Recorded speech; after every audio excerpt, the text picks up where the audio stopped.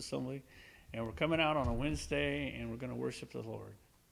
I encourage you guys, when we come here on Wednesdays, tug on the shirt of the Lord, tug on him, on his prayer garments, just pull him down. I mean, we're getting deeper as a body, this little section here.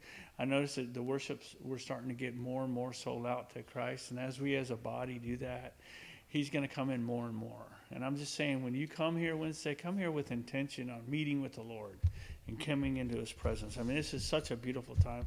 It's such a sweet spirit in here today. The Lord is here. The Spirit is here. He's willing to heal us, to minister to us, to have his word come alive to us. And so when we come in here, that's really what we're coming for, right? We're coming to meet with the Lord and to have an experience with the Lord. Because we don't want to play church, do we? We want to just come in, and we want the Spirit in here, and we want Jesus in here, we want the Father in here. We're coming to their house to meet with them and to hear what they have to minister to us, and they're here today, and they want to minister to you. And that should be our expectations every time we come into the house of the Lord. So totally, when it says come to the altar, what that means is go to that place that you have where you met Jesus. And wherever that place is inside of you, wherever it is in the pew, it doesn't mean you physically have to come forward. It just means go to that place where you meet Jesus, and make sure that we have that relationship with him. And that's what it's all about, having that relationship with God. We don't want to go through the motions of having church.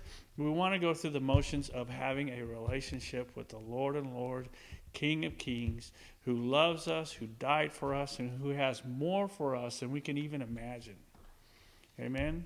Amen. So I just want to encourage you, church, keep pulling down that veil, man. Keep pulling it down, and that Spirit's going to keep pouring out in here.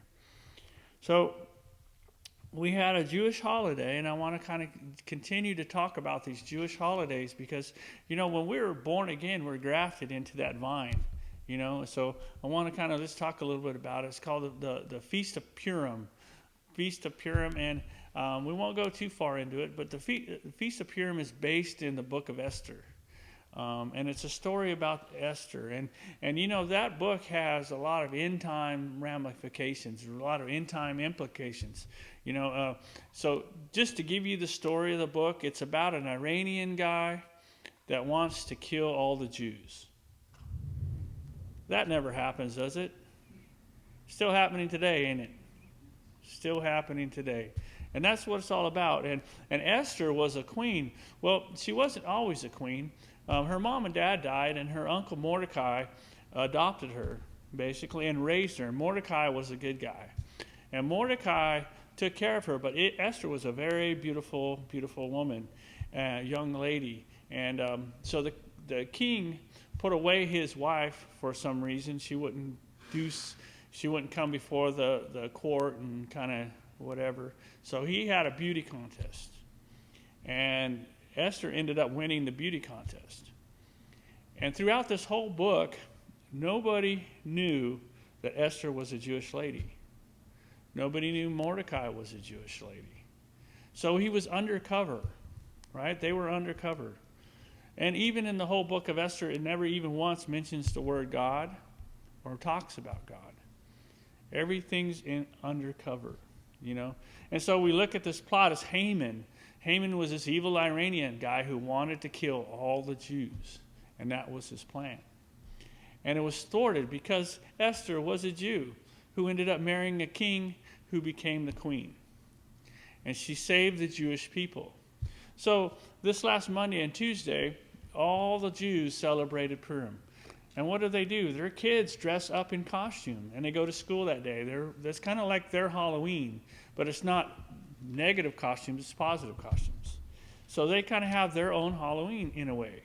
Kind of like how we send our kids out and they dress up in costume. They do that as a community, but it's all done with good intentions, right?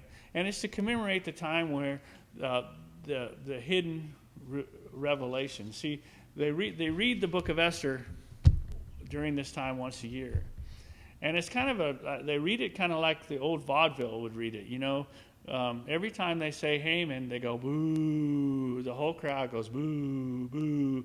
And every time they read the word Mordecai, everybody in the crowd applauds. Yay! They do. And that's kind of how they read when they read that book. But it's what has been revealed. See, and the whole thing is about revealing what has been concealed. And through this whole book, we see that God had a plan, and it was a hidden plan, and he used this plan to thwart the devil. Now, Haman was a descendant of an Amalekite, right? And now, if you remember, King Saul was told to go in to kill all the Amalekites. And Saul went in and he killed the army. He beat the army, but he didn't kill the king of the Amalekites, and he didn't kill the animals. He kept the spoils. You know, remember that was the time when Saul basically lost his crown.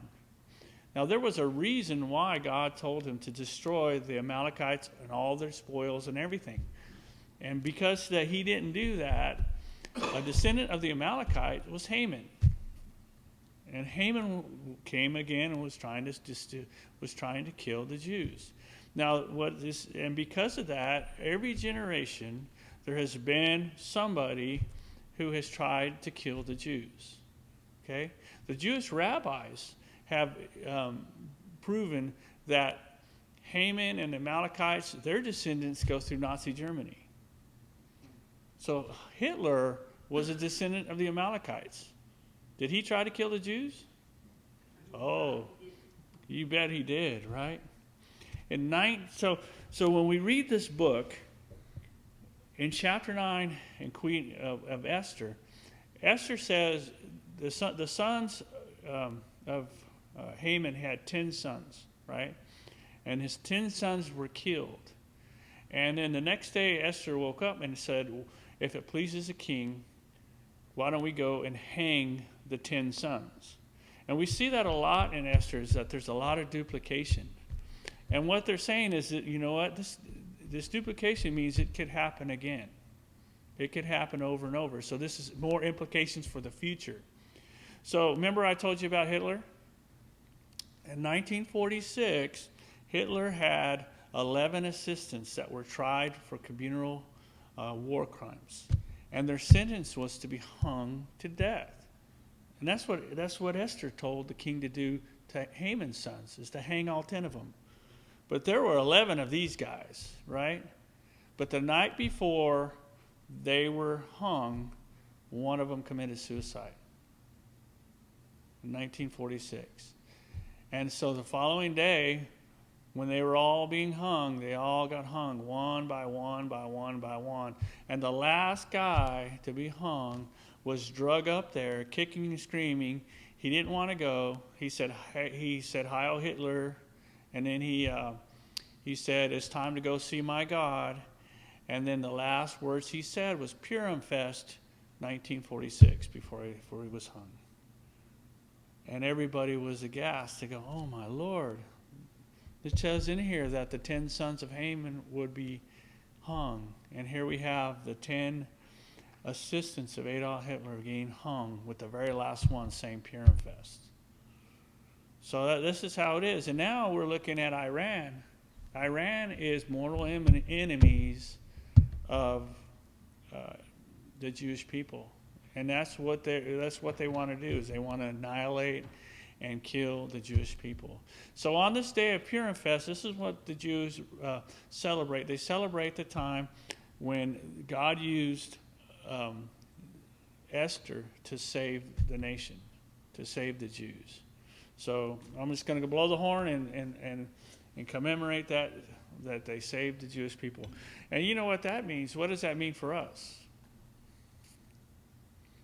What does that mean to us, for us? Who was a Jew? Jesus, right? Right. If they would have killed the Jews, they would have destroyed the Jewish bloodline, and they would have thwarted the will of God to bring Jesus through that bloodline. So that's what we're grateful for.